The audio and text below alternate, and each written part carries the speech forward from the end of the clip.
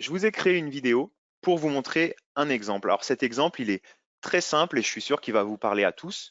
Euh, la première personne qu'on va voir dans la vidéo, c'est un concepteur. Le concepteur, il est dans SolidWorks et vous voyez, il a des données qui sont sauvegardées dans 3D Drive et ce 3D Drive, il est synchronisé en local sur la machine. Donc depuis l'explorateur Windows, on voit les dossiers qui sont sauvegardés dans 3D Drive et là, on va voir que notre concepteur, il va ouvrir un assemblage, ouvrir un projet, commencer à travailler dessus, faire des modifications, le re-sauvegarder et le partager à son commercial avant que le commercial parte en rendez-vous.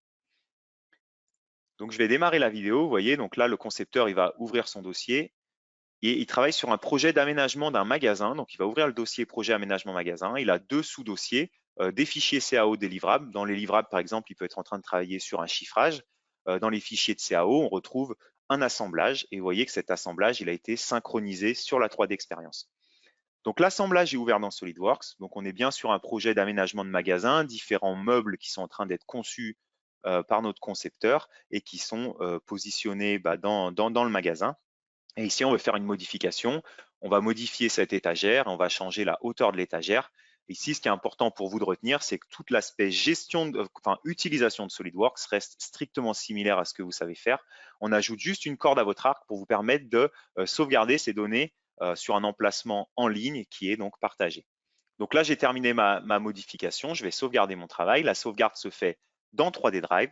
Je vais mettre à jour ma mise en plan. Donc même chose, hein, là, ça ne change pas.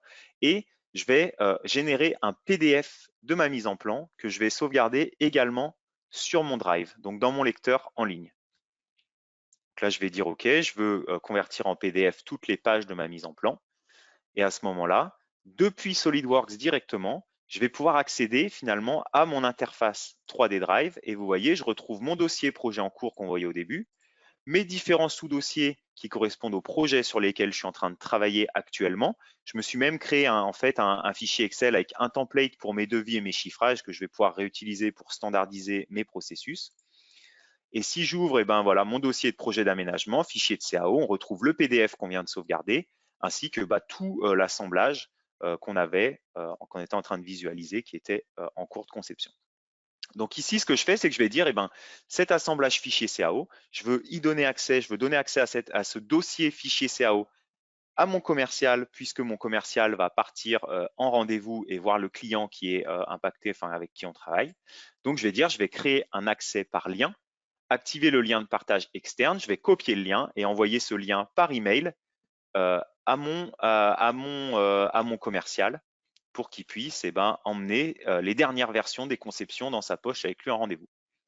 Alors là, pour la deuxième partie de la vidéo, volontairement, ce que j'ai décidé de faire, c'est de vous montrer que vous pouvez avoir accès à cet environnement, à la plateforme, au travers vraiment de n'importe quel outil. Et ce que j'ai utilisé, c'est mon téléphone professionnel. Alors, c'est un téléphone qui tourne sous Android, mais ça pourrait marcher de la même manière avec un iPhone ou n'importe quel appareil, que ce soit un téléphone, que ce soit une tablette, un ordinateur. L'idée ici, c'est qu'il faut une connexion Internet pour accéder à l'email qui m'a été envoyé et au lien de partage. Donc là, j'ouvre mes emails, je vois que j'ai un email, le plan d'aménagement de magasin, et je vais venir cliquer sur mon lien. Je vous rappelle, ici, je suis finalement le commercial. Alors, si je suis intéressé, je peux dire, je vais regarder le PDF avec les différentes mises en plan qu'on vient de générer. Donc, j'ai les dernières versions de mes mises en plan avec les codes qui ont été mis à jour. Pareil, hein, là, on est sur une fonctionnalité SolidWorks de base, hein, la mise à jour de mon plan, mais ça a été partagé avec un utilisateur qui, a priori, chez vous, ne devrait pas avoir accès à la 3D. De la même manière, mon commercial peut visionner la 3D de l'aménagement de notre magasin directement au travers de la visionneuse en ligne, toujours sur son téléphone. Et là, j'imagine que vous utilisez tous des smartphones, hein, pour zoomer, tourner, j'utilise tout simplement mes doigts, comme pour zoomer sur une photo finalement sur un iPhone, hein. En écartant mes deux doigts, ça va zoomer. En utilisant deux doigts sur l'écran, je vais pouvoir faire tourner la vue. Et vous voyez, j'ai une vue immersive dans mon magasin et je peux voir comment voilà, ce magasin a été aménagé et éventuellement, en tant que commercial, présenter ça tout d'abord au client et éventuellement collecter du feedback, collecter des retours clients que je vais pouvoir repartager avec les personnes au bureau d'études. Donc, parmi les différents outils auxquels j'ai accès au travers de ma visionneuse depuis le téléphone, vous voyez que j'ai un menu qui va me permettre notamment d'utiliser un outil pour faire des prises de cotes et des mesures. Alors là, on n'est pas sur des prises de mesures ultra précise, d'accord? Cela dit, ça me donne quand même une idée de l'espacement là entre mes étagères notamment. Je vais également pouvoir venir prendre des annotations. Donc là, on peut imaginer que je suis le commercial, hein, je suis chez le client et je suis en train de dire, bon, bah voilà, qu'est-ce que vous en pensez de l'aménagement? Et que le client me dise, bah finalement, ce serait pas mal d'ajouter une étagère ici et de revoir l'espacement entre les différentes étagères. Donc, vous voyez, je vais pouvoir prendre des annotations. Directement depuis la visionneuse, je vais pouvoir prendre une capture d'écran qui va sauvegarder une photo sur mon téléphone et repartager ça et ben, éventuellement par email ou repartager ça directement par SMS avec le bureau d'études. Une fois de plus, l'idée, c'est que là, on a pu utiliser la 3D comme vraiment vecteur de prise d'information et d'échange.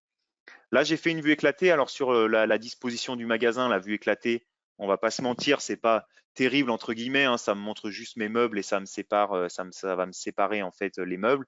Vous pouvez imaginer faire ça sur un assemblage de vos conceptions, ça va vraiment vous faire une vue éclatée de tous les composants. La vue éclatée, elle est générée directement par la visionneuse 3D, donc c'est pas une vue qui doit être faite par le concepteur et sauvegardée en temps, par exemple, que de configuration dans l'assemblage SolidWorks. Point intéressant ici, je suis revenu avec le premier utilisateur, finalement, le concepteur. Le concepteur, il a reçu la capture d'écran avec la photo qui lui disait bah, ce serait bien d'ajouter une étagère et revoir l'espacement. Donc là, on voit que le concepteur a rouvert l'assemblage dans SolidWorks. Il est en train de retravailler sur cet espacement. Donc, on ajoute une étagère, on retravaille voilà, la distance entre les différentes étagères. On va dire OK, je valide ça. Même process, hein, je resauvegarde directement les données sur mon drive. Et là, j'ai rien de plus à faire. Si on revient avec l'autre utilisateur va directement voir la dernière version de l'assemblage puisque les données sont mises à jour sur le drive et qu'on a le lien de partage qui est actif. Ici, dans ce cas-là, notre commercial peut directement fermer, rouvrir l'assemblage quasiment en temps réel pour montrer que l'assemblage a été modifié. Donc, c'est la fin de cette vidéo. Alors là, c'était un exemple où je vous montre finalement comment on a équipé un commercial de visionneuse pour aller présenter un produit au client. Mais comme je vous disais en introduction, en fait, le scénario, il ne se limite pas à ça. Là, maintenant, ce qu'il faut que vous fassiez, c'est que vous disiez, bon, bah, j'ai cet outil en plus qui me permet de partager des données avec l'interne, l'externe. Dans ce cas-là, d'ailleurs, mon commercial, lui, n'avait pas de compte 3D Experience. Hein, vous avez vu, il a accédé aux données au travers du lien de partage. Ça vous étend un peu le champ des possibles de ce que vous faites aujourd'hui avec vos données SolidWorks.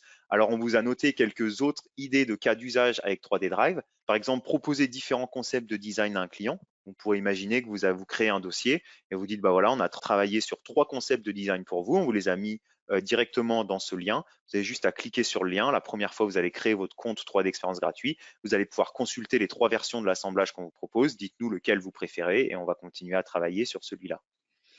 Vous pouvez également donner accès aux données 3D à vos équipes techniques SAV, c'est ce que je disais en introduction. Si vous avez des équipes qui font du SAV, qui vont faire des maintenances, des réparations sur des machines que vous avez installées chez vos clients, vous pouvez donner à ces personnes-là l'accès aux vues 3D des machines pour qu'ils puissent emmener ça dans leur poche et être plus efficaces à trouver la source des problèmes et effectuer les réparations. Vous pouvez également collaborer autour d'un projet de conception. Donc là, ce qu'on a vu, c'est qu'on modifiait l'agencement du magasin en ajoutant une étagère et l'information était directement partagée avec le client qui avait accès au lien de partage. Vous pouvez également faire ça en interne chez vous, hein, avoir une petite équipe de BE avec 2-3 concepteurs qui vont collaborer autour d'un projet de conception commun et faire des allers-retours comme on l'avait fait avec notre client dans la vidéo. Partager des conceptions avec un client et enfin, réaliser et partager un chiffrage. Alors ça peut être dans le cas où vous travaillez en tant que sous-traitant ou à l'affaire, vous recevez une pièce d'un client qui vous dit il me faudrait par exemple 50 unités de cette pièce fabriquée. Vous allez pouvoir rapidement utiliser la visionneuse pour prendre des cotes, regarder l'aspect de la pièce et éventuellement pouvoir proposer un pré-chiffrage ou un chiffrage définitif directement et plus rapidement que si vous aviez besoin d'ouvrir cette pièce dans SolidWorks, éventuellement la reconvertir parce que vous avez reçu un fichier STEP ou un fichier qui n'est pas natif chez vous dans votre société.